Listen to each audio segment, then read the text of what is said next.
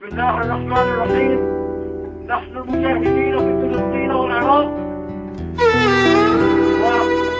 ورفض هذه الوحيدة عندما من يعتقد أن هذا الوطن الأمريكي صنع على الاحتلال وأنه أحد أفراد الاحتلال في العراق وفلسطين.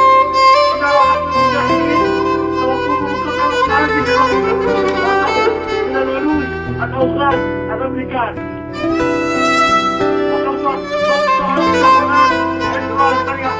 ولكن قبل ذلك أحدثكم عن المجاهدين في العراق وفلسطين والذين يجاهدون لأجل الحرية ولأجل نصر العدو الأمريكي.